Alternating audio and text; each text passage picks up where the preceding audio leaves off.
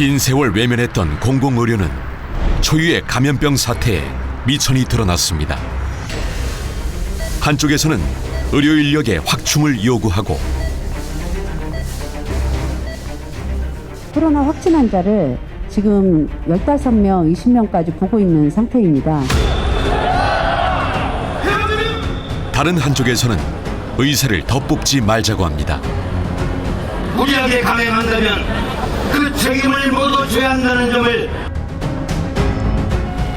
보건의료 현실은 격차투성입니다. 서울에서는 70%가 살고 여수에서는 70%가 죽는다고 이야기를 해요. 어디서든 안심하고 치료받을 여건을 만들겠다는 계획은 지금은 그렇지 않다는 것을 반증합니다. 서울에 사는 사람들의 권리와 전라남도에 사는 사람의 권리가 다르진 않거든요. 정치, 경제, 사회, 문화 모든 게 수도권에 몰려 있어도 단 하나, 건강권은 보편적이어야 합니다. 죽고 사는 문제이기 때문입니다.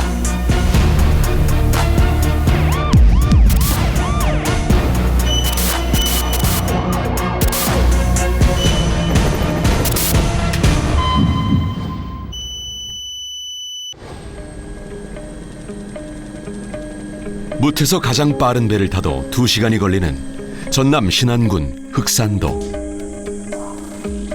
이상배 씨는 흑산에서 태어나 흑산에서만 70년을 살았습니다. 자식들은 육지에 터를 잡았고 부인과 사별한 뒤 10여 년째 홀로 지내고 있습니다. 그러다 지난 여름 한밤중에 아찔한 일을 겪었습니다. 극심한 가슴 통증을 느끼다 실신한 것입니다. 자다가 가슴이 답답해가지고 아무래도 좀 이상한 그 기분이 들어서 119로 신고를 했습니다. 후에 쓰러진 것 같아요. 119에 신고하고 쓰러진 게 다행이었습니다. 흑산도에 있는 유일한 의료기관인 보건지소로 옮겨졌습니다. 그리고 응급처치를 받았습니다. 제가 보기에 이제 심근경색으로 이제 보였고, 실제로 심근경색에 이제 맞는 혈관 확장제를 드렸을 때 완화되는 증상을 보여서 육지로 가면 되겠다. 어차피 육지 병원으로 가야 할 상황. 의식이 혼미한 상태로 해경 경비정이 옮겨져 다시 육지로 나섰습니다. 그나마도 해경 경비정 3척을 번갈아 타야 했습니다. 작은 연안 구조정에서 큰 경비 함정으로 또다시 연안 구조정에 옮겨 탄 것입니다. 그 섬 인근에 있는 가장 큰 함정에서 저희 또 중형 함정, 소형 함정 그리고 저희까지 이 단계가 복잡해 보일 수 있지만 최상의 서비스를 제공하기 위한 수단입니다. 왜 이렇게 번거로워야 할까? 해경 함정은 서둘러 경비구역으로 돌아와야 해 이른바 릴레이 이송이 불가피한 것입니다. 더군다나 여객선이 다니는 목포 항로가 아닌 진도군 서망항을 향해야 했습니다. 응급 환자는 시간을 최소한으로 이송을 시켜야 되기 때문에 가장 최단 거리가 진도 서망항입니다. 그래서 저희가 그 무수로 이송할 때는 진도 쪽으로 많이 이송하고 있습니다.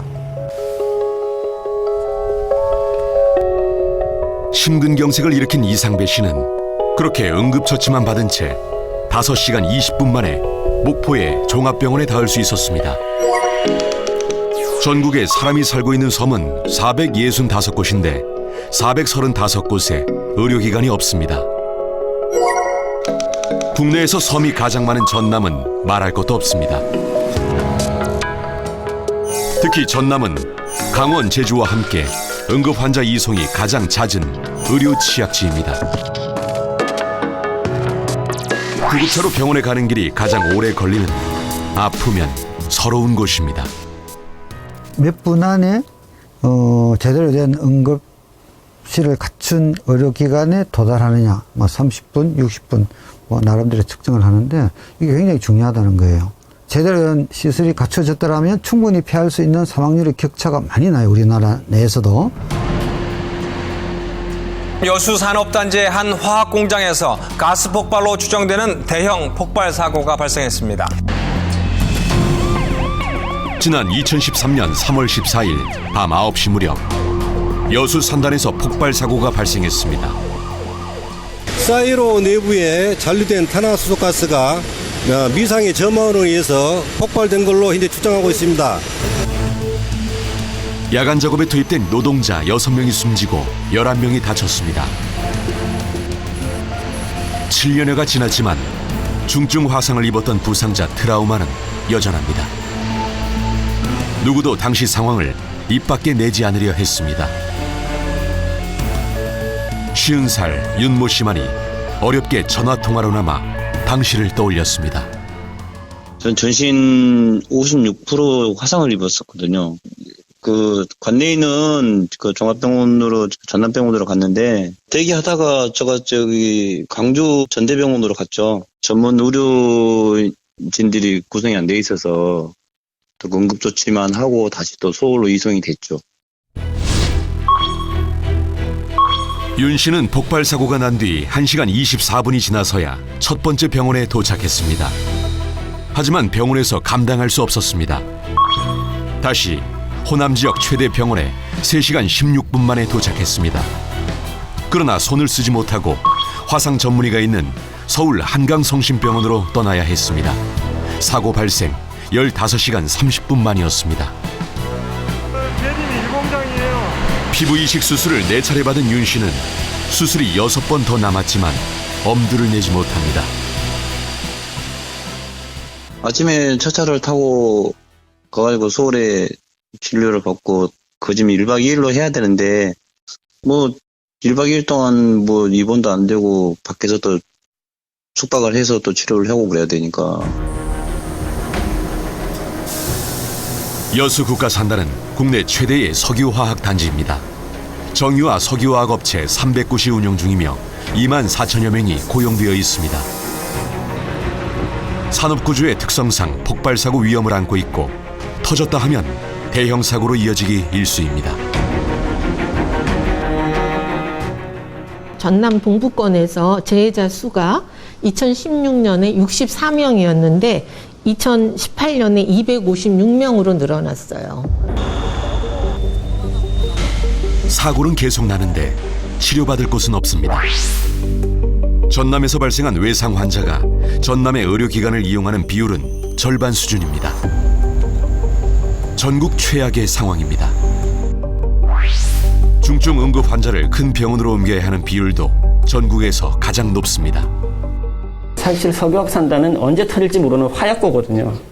사고 안 나면 좋지만 이게 예방이고 대비라고 하는 게 안 나면 좋지만 날 때를 대비해서 유지하는 거잖아요. 이런 거는 반드시 공공영역에서 공공의료 차원에서 해야 되고 아예 다른 지역으로 환자가 유출되는 비율 역시 전국 최악의 수준입니다. 전국 29개 중에서도 목포 순천이 굉장히 안 좋아요. 왜냐하면 안 좋은 이유 당연하겠죠. 3차 병원이 없다 보니까 다 빠져나가는 겁니다. 중증 환자는. 그런 거 봤을 때 3차 병원의 필요성은 절대적으로 중요하다. 전 세계를 꽁꽁 묶어버린 코로나19 시대. 대한민국 보건의료 체계에 민낯이 드러났습니다. 공공의료의 중요성은 확인했지만 챙기지 않았던 공공의료 기반이 단기간에 구축되기는 불가능합니다.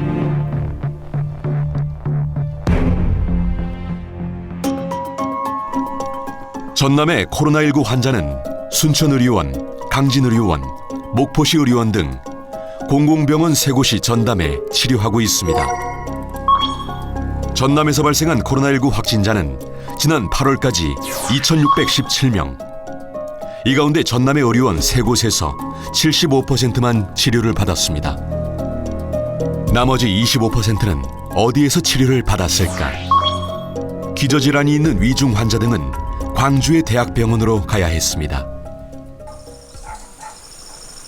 공공병원의 병상 수가 크게 줄면서 정부는 생활치료센터를 꾸리고 무증상 확진자들을 보냈습니다. 별다른 의료 장비 없이 확진자 건강 상태만 확인하는 격리시설입니다. 코로나19를 감당하는 공공병원은 제공 가능한 치료 수준도 제한적이고 환자 수용 공간도 부족합니다. 명백한 왜곡이죠. 사실은 병상이 너무 없는 거죠. 그래서 간혹 폐렴의 환자도 저희가 이제 조금 더 데리고 있는 경우도 있습니다. 왜냐하면 병상이 없어서. 그리고 이제 너무 위중한데 없어서 경기도 가는 경우도 있으니까. 전라남도의 예산을 심의 의결하는 전남도의회. 지난 6월 강진의료원에 대한 추가 경정 예산안을 심의했습니다. 음압병상 3개를 확충할 22억 원 예산이었는데 전액 삭감됐다가 겨우 살아났습니다. 강진의료원의 적자 누적 문제가 단초가 됐습니다. 적자도 봐선 안 된다라는 경영효율적인 것으로 들여다보니 굉장히 좀 안타까운 일이죠. 사실 공공병원이라고 하는 것은 그 지역사회의 그 시민들의 건강 편의성이라거나 건강 불평등 문제를 어떻게 개선할 것이냐 하는 것에 대한 정책적인 어떤 수단으로 이게 활용이 돼야 되는 그런 겁니다. 공공병원이 민간 병원과 경쟁할 수 있을 정도의 규모를 갖추지 못한 상태에서 경영 합리성을 이야기하는 게 어불성설입니다. 전남의 공공병원 3곳은 병상 수도 많지 않고 무엇보다 의료 인력이 부족합니다. 전문의가 평균의 절반도 되지 않습니다. 말이 공공병원이지 진짜 공공병원의 기능과 역할을 충실히 할 수 있을 만큼의 규모와 기능을 좀 갖추지 못하고 있는 상태에 충분하게 그 역할을 하게끔 지금 정책적으로 지원을 하고 있느냐. 아프면 큰 병원으로 가라. 아프면 서울로 가라. 국민 10명 중 8명 이상이 수도권과 비수도권의 의료 격차를 실감하고 있었습니다.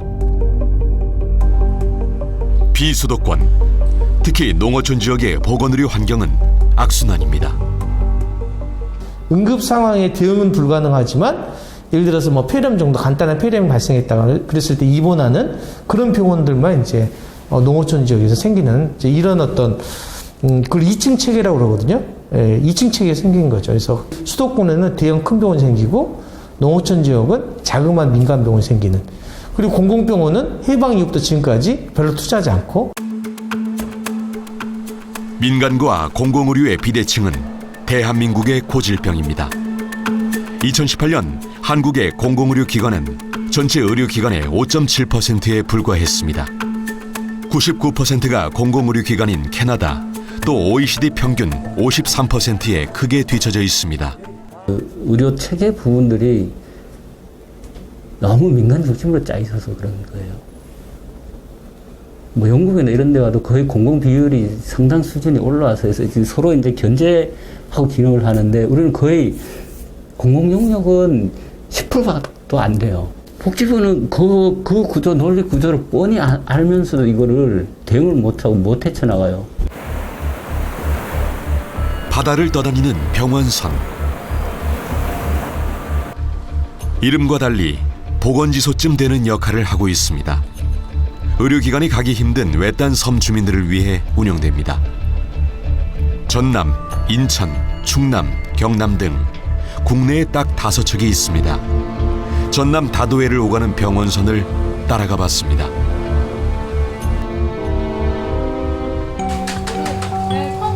한두 시간 남짓 항해하는 동안이 병원선에서는 가장 평화로운 시간. 좁은 복도를 두고 내과, 치과, 한방과가 운영 중입니다. 가파른 계단을 따라 선실로 내려가면 의사와 선박직 공무원 등 10여 명이 머무는 생활 공간이 나옵니다. 숙식 모두 병원선에서 해결합니다. 이제 대멀미 같은 경우도 한 일주일 정도 지나니까 적응이 돼서 생활을 이제 충분히 할 수 있었습니다. 병원선 의료진 3명은 모두 공중보건의사입니다. 딱 1년만 근무합니다. 병원선 경무를 인정해 다른 근무지로 변경되기 때문입니다.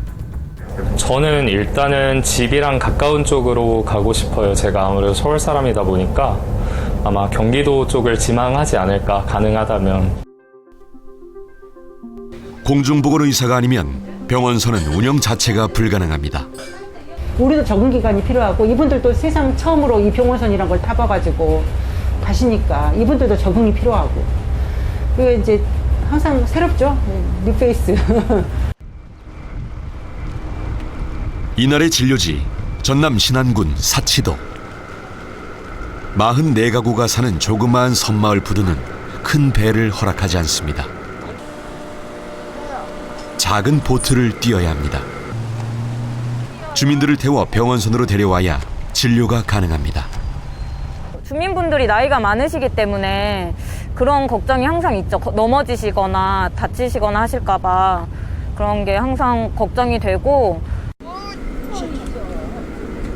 병원선에 주민들이 오르면 의료진도 주민들도 마음이 바빠집니다.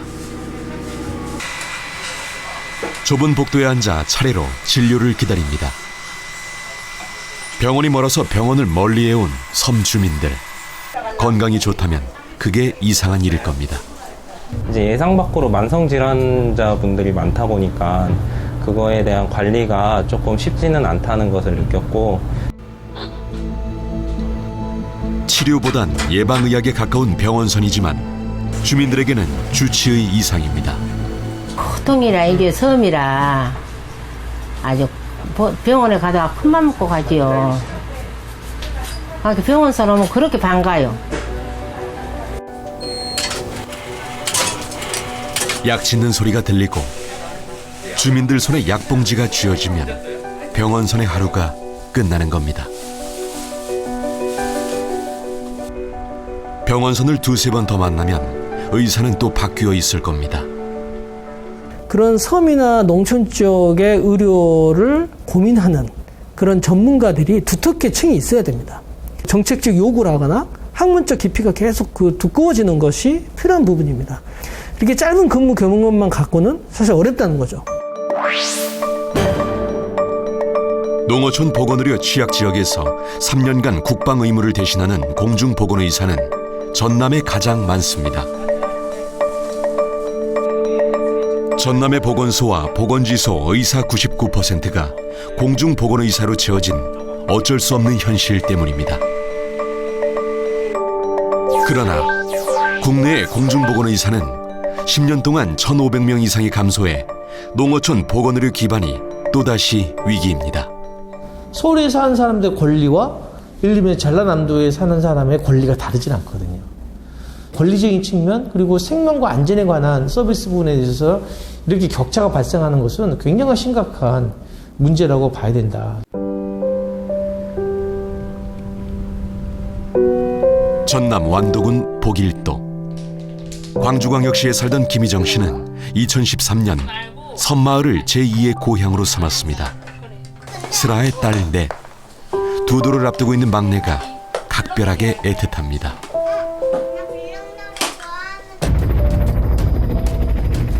산부인과가 아닌 하늘 위에서 만났기 때문입니다.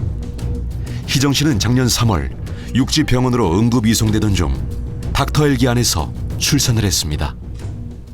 그냥 근데 저는 초산이 아니다 보니까 제 느낌으로 알잖아요. 이제 제 아이가 넷째다 보니까 그냥 길에서 나을 것 같았어요. 솔직히 참다가 하늘 위로 이제 올라가니까 좀 더 마음이 좀 놓였나 봐요.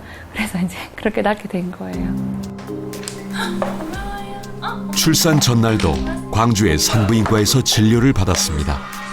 출산 예정일까지 여유가 있다는 말과 달리 섬에 닿자마자 진통이 시작됐습니다. 눈앞이 깜깜했습니다. 보건소가 저희의 유일한 그 병원이에요. 거기서 할 수 있는 게 없는 거예요. 제가 너무 힘이 들어서 진짜 혹시 무통 주사 있냐고 물어봤어요. 아무것도 없대요. 해줄 수 있는 게 없어요. 옆에서 이제 손 잡아주시고 계시는데 닥터헬기 아니었으면 정말 생각도 하기 싫어요. 복일도에 헬기장은 없지만 다행히 다리로 연결된 인근 큰 섬에 헬기장이 있었습니다. 헬기가 뜰 수 있을 만큼 날씨도 좋았고 인근 섬 헬기장도 천운이었습니다. 정부가 응급의료 취약지에 배치한 닥터 헬기. 전남의 유인도 가운데 헬기장이 있는 곳은 21%밖에 되지 않습니다. 급한 대로 100명 이상 주민이 있는 섬부터 헬기장을 짓고 있는데 1년에 많아야 서너 곳. 유인도가 무인도가 되는 게 더 빠를지도 모릅니다. 대충 전남도의 예산 추계를 봤더니 국비가 약 한 50억 정도의 지원이 되면 가능하다 그래요.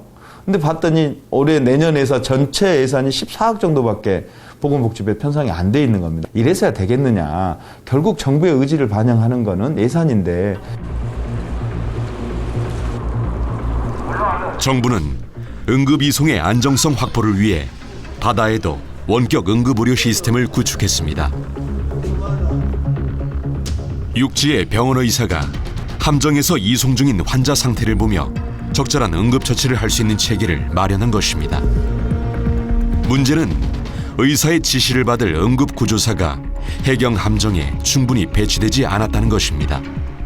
그 병원에서 의사가 정확한 진단을 내릴 수 있는 장비가 있다고 해도 사람이 없으면 안 되기 때문에 응급구조사 1급 그런 분들을 좀 더 교육을 강화하고 배치 인원을 늘려주시면.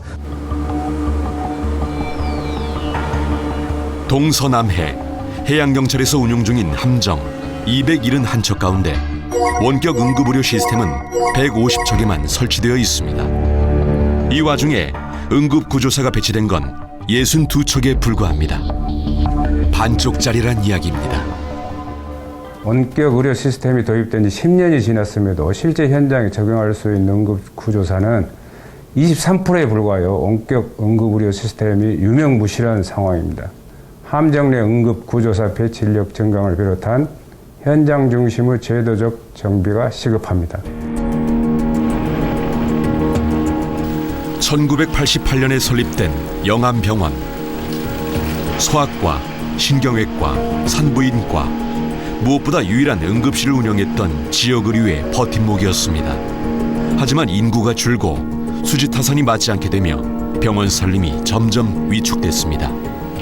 교통사고가 났을 때 응급으로 야간 수술도 가능하게 야간 수술도 했었고 야간 분만도 했었고 그렇게 이루어졌던 게 어느 순간부터 이렇게 조금씩 줄어들기.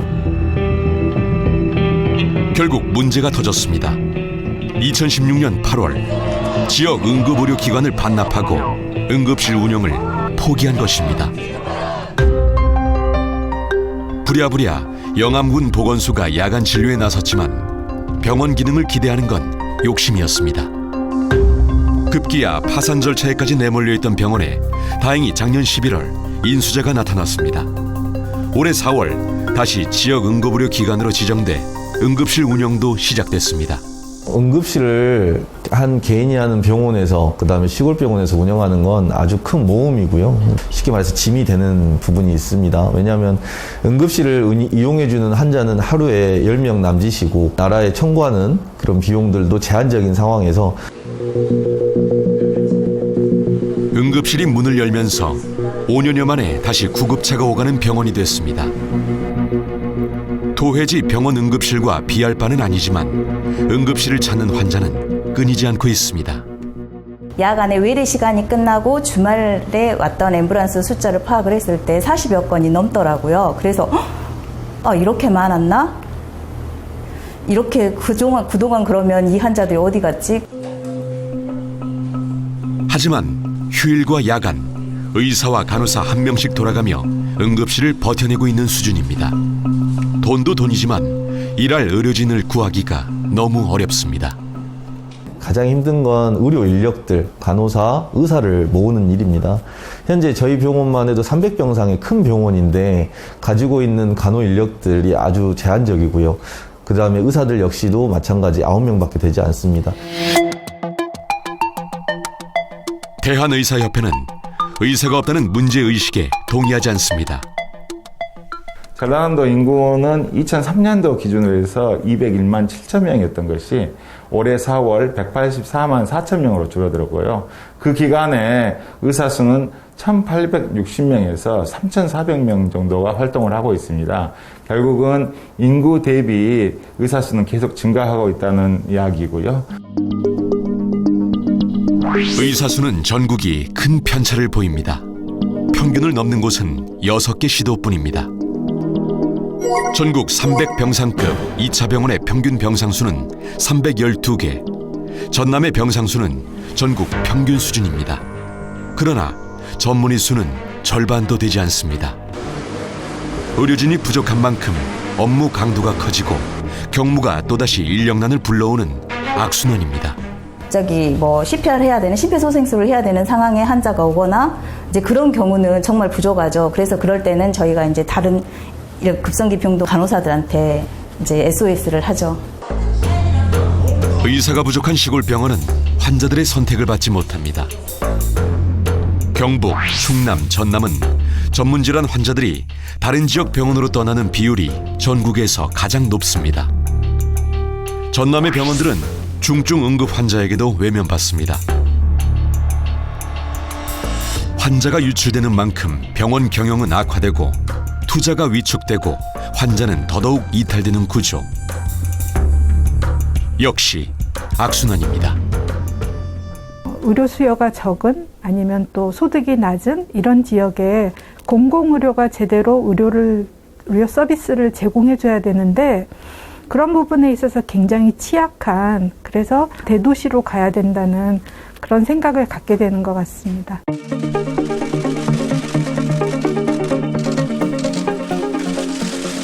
지난해 7월 23일 코로나19로 취약성이 드러난 공공의료를 일으켜 세우겠다며 여당과 정부는 계획을 발표했습니다.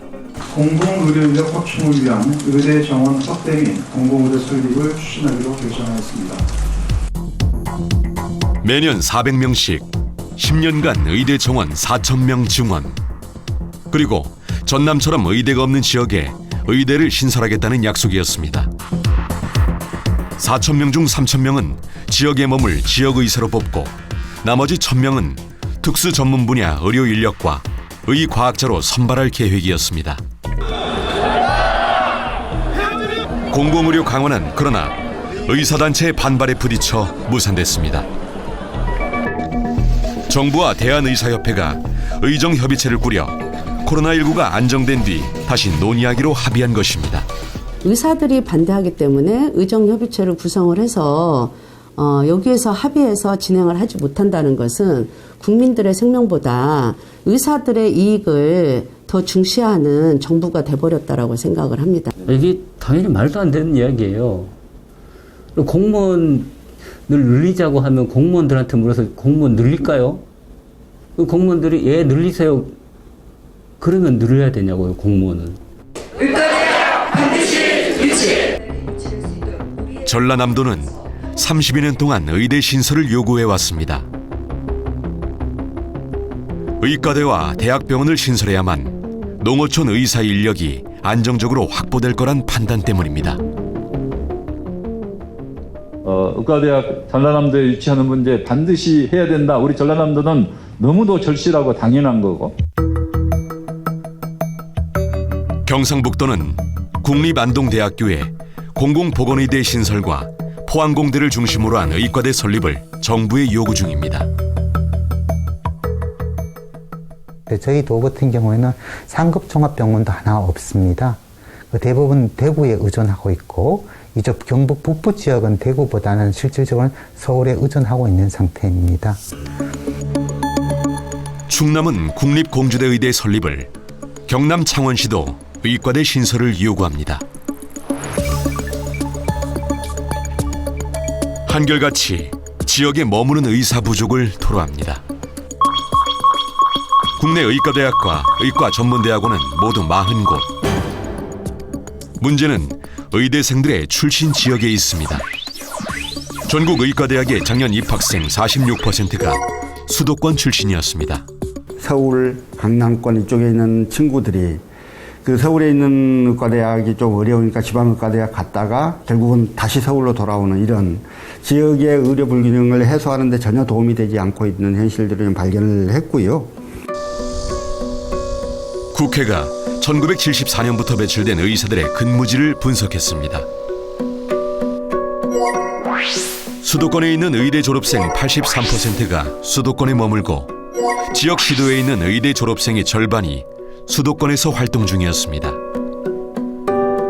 의과대 정원만 늘려서는 의사 구하기 어려운 비수도권과 농어촌 의료 현실을 개선하기 어렵다는 증거입니다. 전남대학교에서 그냥 의대 정원만 그냥 늘렸다고 칩시다.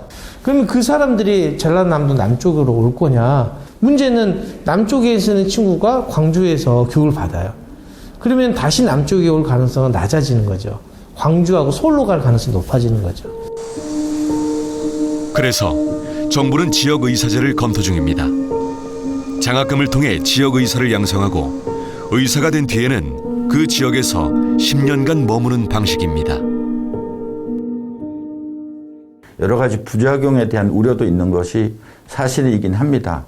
그렇지만 의대를 졸업하고 전문의를 딴 의사들의 선택에 맡기는 상황에서 지역에 골고루 의사들이 배치될 수 있겠느냐에 대한 그 의문점을 갖고 있는 상황이기 때문에 일단 지역의사제 도입을 최대한 노력을 하고 보건의료의 지역 격차는 비단 한국만의 문제는 아닙니다. 캐나다는 온타리오 북부 지역의 의사가 부족한 문제를 해결하기 위해 2005년 온타리오 의과대를 세웠습니다.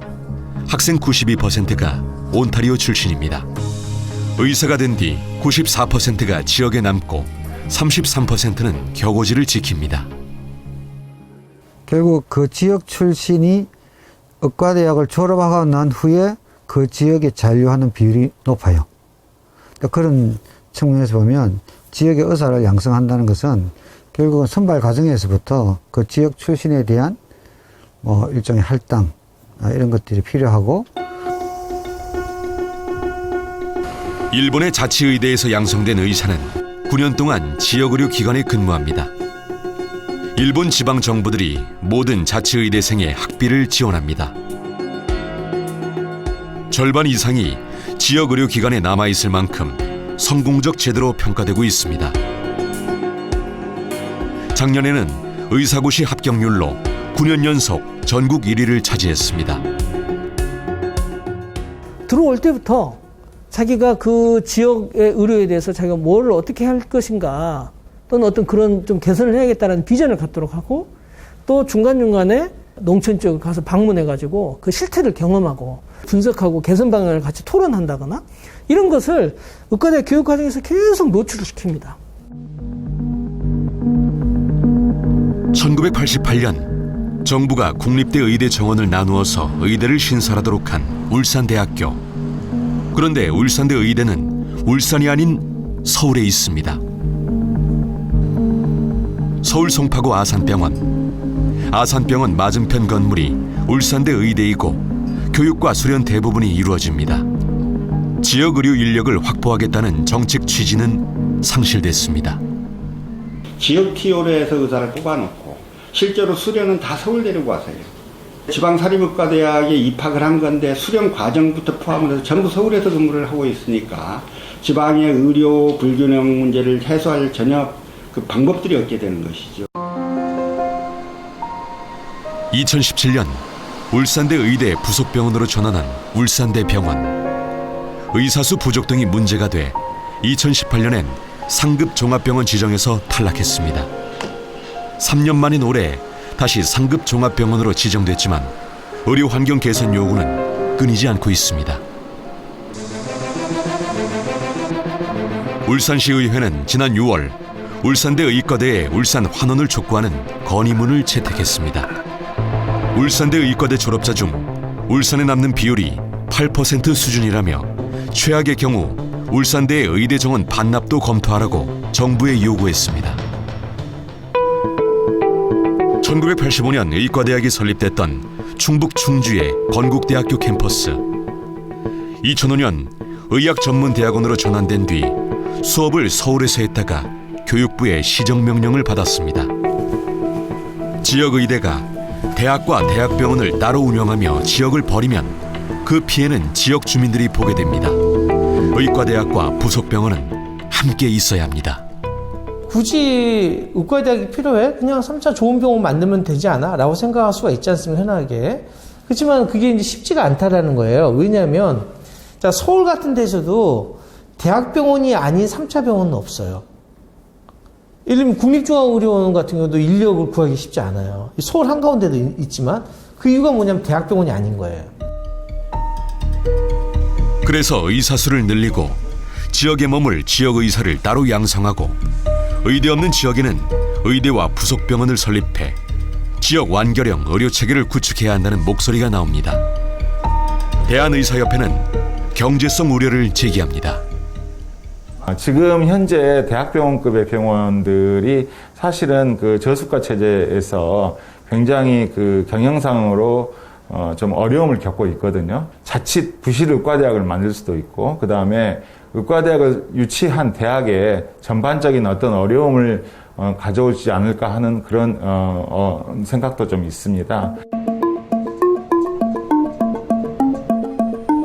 2004년 열린 KTX 시대.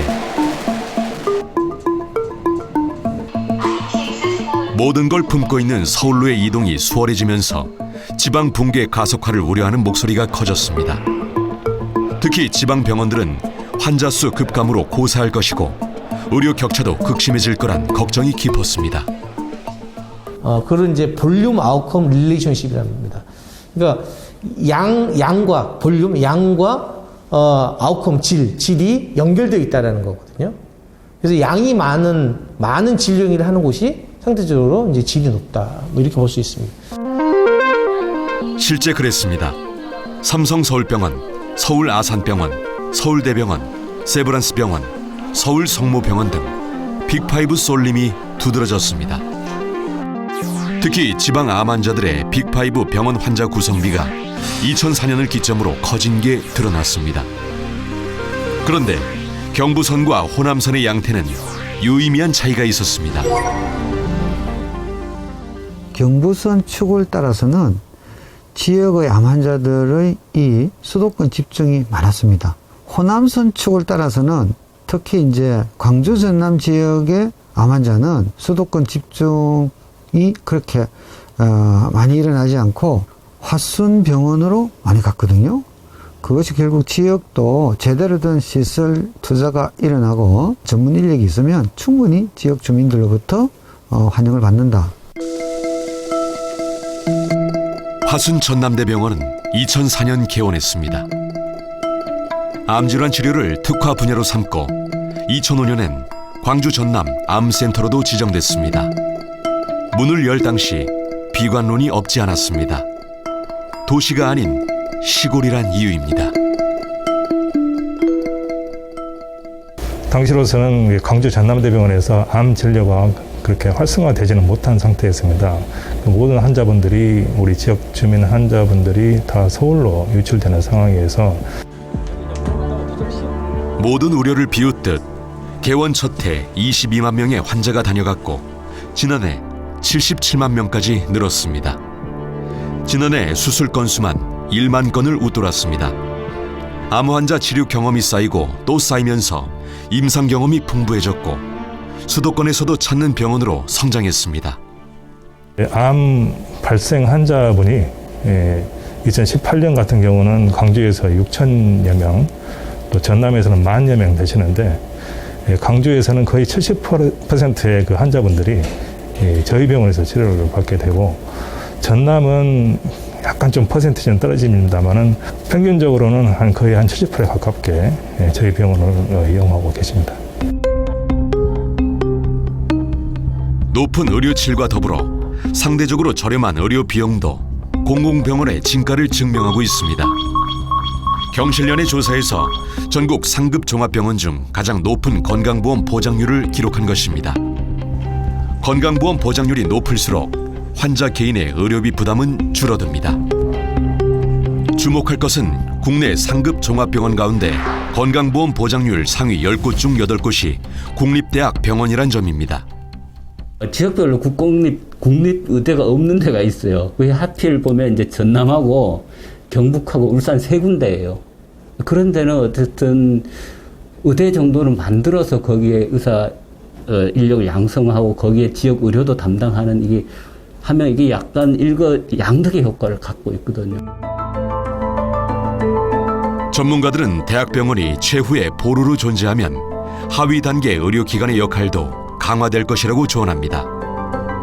상급 종합병원을 중심으로 한 보건의료 협력체계, 의료 거버넌스가 꾸려질 거란 이야기입니다. 상급종합병원이 버텨주면 중증 환자 발생하거나 응급 환자 발생할 경우에 바로 그 지역 내에 3차 의료기관으로 후송할 수 있기 때문에 1차, 2차 의료기관으로서도 굉장히 안심을 하고 지역 주민의 진료를 담당할 수가 있죠. 왜냐하면 3차 의료기관이 언제든지 뒤에서 뒷받침해 준다고 하는 그런 믿음이 있기 때문에. 지난 7월 20일 전남 여수시의 도심도로. 대낮 발생한 교통사고로 아수라장이 됐습니다. 차량들을 싣고 내리막길을 달리던 대형 트레일러가 차량을 중돌한 뒤 횡단보도를 덮쳤습니다. 갑작스런 사고에 5명이 목숨을 잃었습니다. 사망자 2명은 각각 2시간 안팎을 가야 하는 다른 지역 병원에서 세상을 떠났습니다. 근데 사망하신 병원이 전북대 병원하고 조선대 병원에서 사망을 하셨는데 그분들이 지역 병원에서 다른 병원으로 이송된 경우예요. 전남 22개 시군 가운데 30분 안에 지역 응급의료센터에 도착할 수 있는 곳은 5곳에 불과합니다. 13곳은 권역 응급의료센터에 30분 안에 도착할 수 없습니다. 필수 의료 분야는 더더욱 취약합니다. 전남 297개 읍면동 가운데 30분 안에 산부인과에 갈 수 없는 곳이 77%입니다. 응급 상황, 외상, 심혈관 질환 이거는 이제 30분 안에 내지는 1시간 안에 빨리 적절한 서비스를 수용할 수 있는 병원에서 응급상황에 대한 처치를 받고 수술을 받고 치료를 받았을 때만이 생명을 구할 수가 있는 이런 상황인데 지역사회에 해결해야 될 중요한 영역인데 이게 안 된 상황에서 문제가 응급상황이 발생하게 되면 대도시로 나가게 되잖아요. 그러니까 이제 사망이 증가하는 거죠.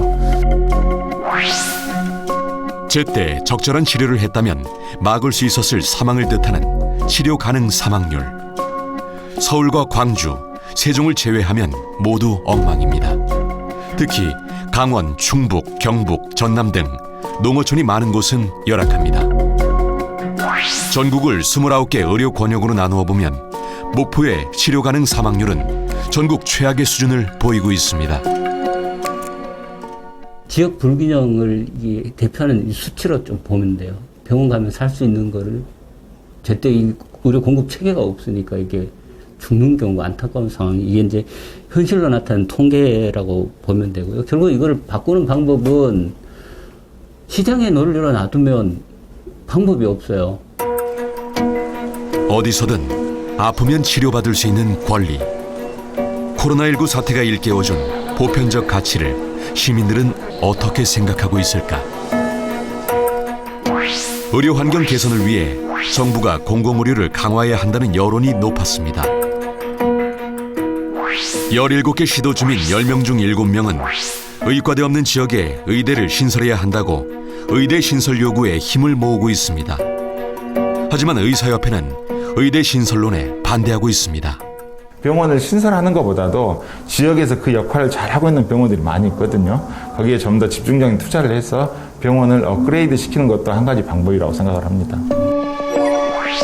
아프면 서울로 가라는 고정관념을 깨기 위해서는 비수도권에 의과대와 종합병원을 설립해야 한다는 의견이 가장 많았습니다.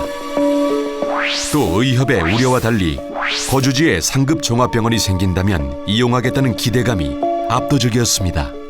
지역 주민들이 필요로 할 때 바로 접근 가능한 시스템이어야 되기 때문에 각각의 광역자치단체가 하나의 완결된 의료 공급 체계를 구축하는 것이 바람직하고 절대적으로 필요한데 그렇게 되려면 하나의 광역자치단체 내에 상급종합병원을 정점으로 해서 종합병원, 병원, 또 1차 의료기관 이런 구조를 가지는 것이 바람직하죠.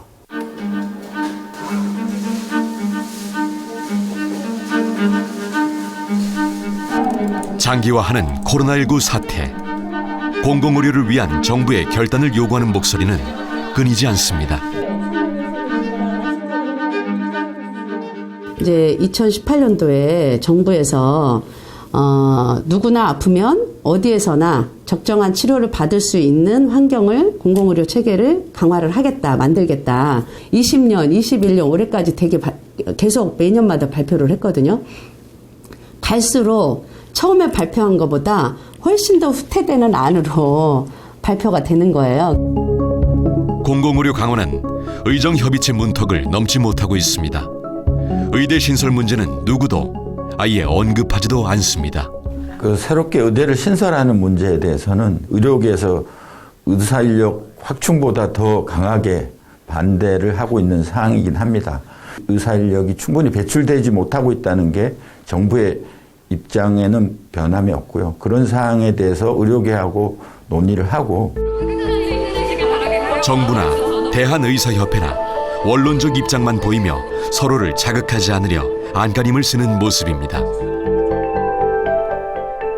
정치적으로 또는 포퓰리즘에 매몰되지 않고 오로지 국민 건강을 위해서 그 목표 하나로 그 협의를 해 나간다면 좋은 결과를 도출할 수 있다고 생각을 합니다. 답이 없는 지루한 현재의 논의 구조 자체를 깨야 한다는 목소리까지 나오고 있습니다. 올 2월에 7차 회의를 마지막으로 개최되지 않고 있어요. 그러면 그 사이에 공공의료 확충 정책이 추진 안 해도 되는 그런 상황인가요, 지금은? 오히려 더 필요성은 강화되고 있는 거잖아요. 그렇다면 미안하지만 의정협의체에 매몰될 필요는 없겠다. 아직까지도 협의체가 다시 정상적으로 복원되지 않고 있는 걸로 알고 있어서 보건복지부에 좀 더 강한 결단을 내리시라는 촉구를 좀 다시 한번 할 생각을 갖고 있고요. 보건의료 정책이 향할 곳은 국민들의 건강권이라는 대전제를 앞세우고 있습니다. 결국은 보건의료에 있어서 가장 정책의 중심이 돼야 되는 거는 국민들 아니겠습니까? 이런 상황에서 공공의료를 제대로 확충해 놓지 않으면 더 많은 어려움을 겪게 될 수도 있겠다. 부족한 의사를 더 양성하고 의대가 없는 지역에 의과대를 만들고 의사들이 외면하는 곳에 의사를 머물게 하는 일. 적지 않은 진통과 예산을 감당해야 하는 어려운 일인 만큼 정부의 공공의료 강화 의지를 가늠할 수 있는 시험대가 되고 있습니다. 의과대학과 그런 문제를 해결하기 위한 그런 대학병원으로 집약돼서 나타날 때, 그리고 실질적으로 그런 섬이나 이런 그 농촌 지역에 있는 주민들한테 정말 실질적으로 도움되는 의료를 구현하기 위한 여러 가지 기능과 제도와 정책을 만들어 간다고 할 때 저는 거기서 의미가 있다고 봐요. 코로나19 팬데믹 상황에서 방역 체계를 뽐낸 대한민국. 빠르게 찾아내고 빠르게 치료하는 K방역의 우수성은 짧은 기간 전 국민 건강보험 시행으로 세계보건기구가 인정한 의료보장 국가입니다. 적은 의료비 지출에 암 사망률도 낮고 기대 수명은 높습니다. OECD 국가 중 명실상부 건강한 축에 드는 국가입니다. 그런데 한국은 정말 건강할까요? 공공보건의료 기관과 공공병상 규모는 OECD 최하위입니다. 수도권과 대도시에는 의료가 집중되고